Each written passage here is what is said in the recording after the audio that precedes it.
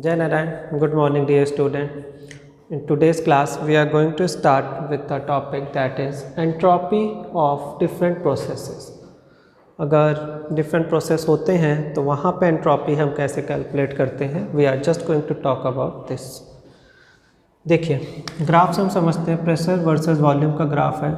Suppose कोई एक molecule यहाँ से मोशन करते हुए यहाँ पे गया तो definitely it will be having some pressure, some volume, some temperature P1, V1 and T1. मान लेते हैं कि ये इसका इनिशियल पॉइंट है तो this will be it's final P2, V2 and T2. इन दोनों पॉइंट्स को देखते हुए अगर हम एंट्रोपी कैलकुलेट करें तो क्या होगा. एंट्रोपी तो बेटा मेजरमेंट होता है रैंडमनेस का.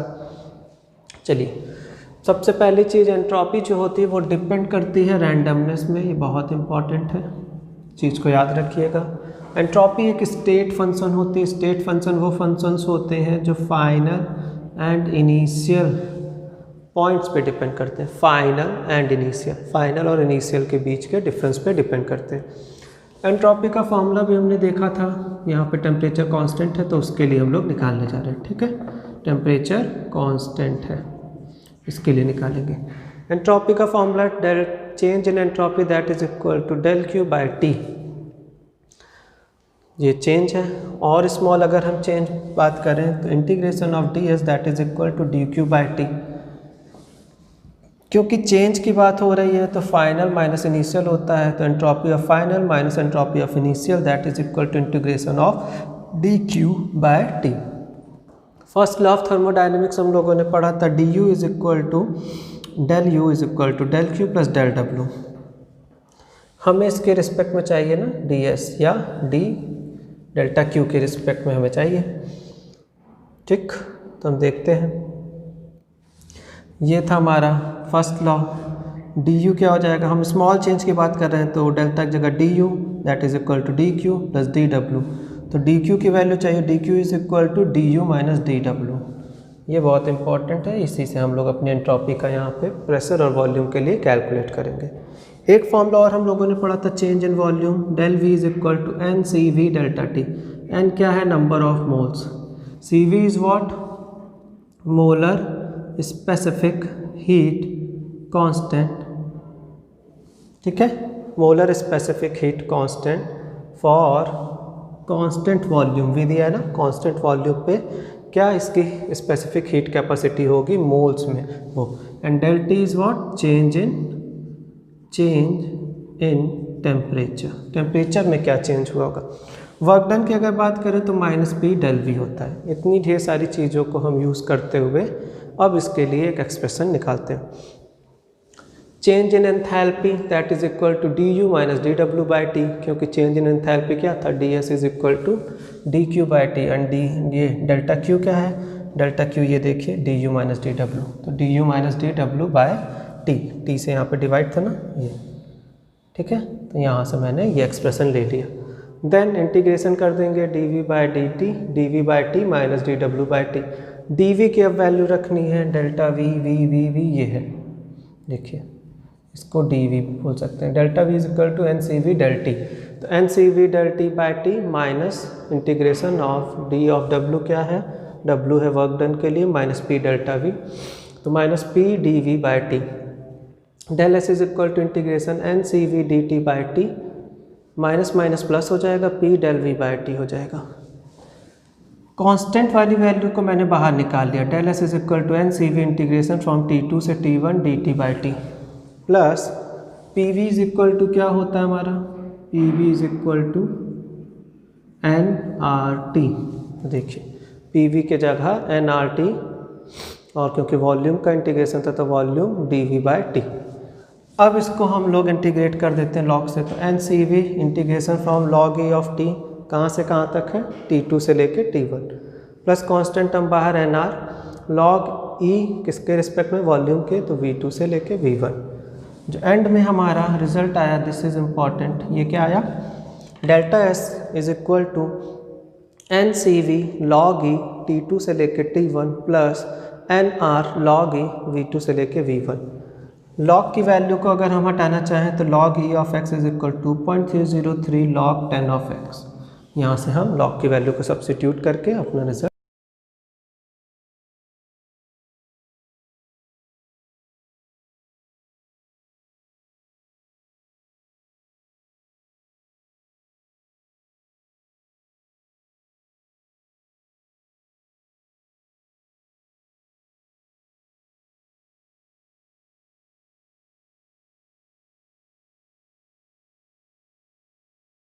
Now we are going to talk the enthalpy change for the different process. Starting with the first process, that is isothermal. Isothermal means temperature constant होगा, मतलब del dt जो होगा हमारा क्या हो जाएगा, ज़ीरो होगा. फॉर्मूला हमारा एंथैल्पी का del S is equal to D Q by T. D Q क्या हो जाता है, D V minus D W by T. Integration करेंगे. डी वी क्या था, हमने पहले ही अभी इसके देखा, N C V D T by T. अब टेम्परेचर हमारा ज़ीरो है तो that's tends to zero. Work done D W क्या था, minus of integration minus P D V by T. इस फैक्टर को लेंगे, माइनस माइनस प्लस हो जाएगा, integration P D V by T that is equal to कहाँ से कहाँ तक है, V2 से लेके V1 तक है volume. P V is equal to N R T D V by T of V that is equal to N R of log E. Integration V2 से V1 कर देंगे, लॉग ई V2 से V1. Log ई को अगर हम दूसरे term में लिखें, del S is equal to 2.303 N R log 10 of V2 by V1. ये बहुत इंपॉर्टेंट हमारे लिए फॉर्मूला आया. किसके लिए आया, आइसोथर्मल प्रोसेस के लिए. आइसोथर्मल का ये आ गया, del S is equal to 2.303 N R log 10 V2 by V1. Now coming to the second process, that is isochoric process. If we talk about the isochoric process, this means volume अब हमारा constant होगा या del V हमारा क्या होगा, zero के equal हो जाएगा. And we are calculating enthalpy. तो delta S is equal to integration of n CV dt. CV is what? N is what? Number of moles, molar specific heat capacity for constant volume. dt is the change in temperature by T. इसको जब integrate करेंगे temperature के respect में तो T2 by T1 आएगा. N C V एक constant value है, log E N C V log E T2 by T1 that will give us क्या आ जाएगा, एक इम्पॉर्टेंट फैक्टर हमारे पास आइसोकोरिक का 2.303 N C V log 10 T2 by T1. हमने आइसोथर्मल आइसोकोरिक दोनों प्रोसेस का देख लिया, क्या एंड रिजल्ट आता है. एडियाबैटिक एक प्रोसेस होता है, एडियाबैटिक में डेल्टा क्यू जो होता है वो ज़ीरो के इक्वल होता है. एंथैल्पी का फॉर्मूला था हमारा delta S is equal to delta Q by T. अब डेल्टा क्यू ही जब ज़ीरो है तो ये टेंड्स टू ज़ीरो हो गया, मतलब एडियाबैटिक प्रोसेस में हमारा ज़ीरो वैल्यू या ज़ीरो रिजल्ट आएगा. ठीक है. लास्ट है आइसोबारिक प्रोसेस. आइसोबारिक में मीन्स प्रेशर अब हमारा कांस्टेंट हो जाएगा, that means D P zero हो जाएगी. तो delta Q is equal to N C P delta T होता है. डेल एस क्या हो जाएगा, D Q by T that is equal to integration of N C P D T by T. ठीक है. लास्ट में हमारा जो आया रिजल्ट वो क्या आया, del of S is equal to N C P log E T two by T one. तो आई होप ये जितने प्रोसेस हैं आपने देखा, आपको समझ में आया होगा. सो प्लीज़ ये जितने भी देख रहे हैं important adiabatic, isobaric, isochoric, isothermal and starting में जो एक डेरिवेशन था कांस्टेंट प्रेशर एंड वॉल्यूम पे, मतलब वहाँ पे हमने जो देखा था वहाँ टेम्परेचर हमारा कांस्टेंट था, उसको और इन सबको, ये सब चीज़ों को बेटा आप ध्यान से याद कर लीजिएगा, बहुत इंपॉर्टेंट है. इस पे न्यूमेरिकल्स आते हैं और वो न्यूमेरिकल आपके डायरेक्ट इस फॉर्मूले बेस पे होंगे, डायरेक्ट फॉर्मूले पे. कहीं कह देगा कि आइसोकोरिक प्रोसेस है, वॉल्यूम कांस्टेंट है, तो वॉल्यूम कांस्टेंट आप उठा के लगा दें. कहीं एडियाबैटिक होगा, कहीं आइसोबारिक होगा, मतलब प्रेशर कांस्टेंट हो जाएगा.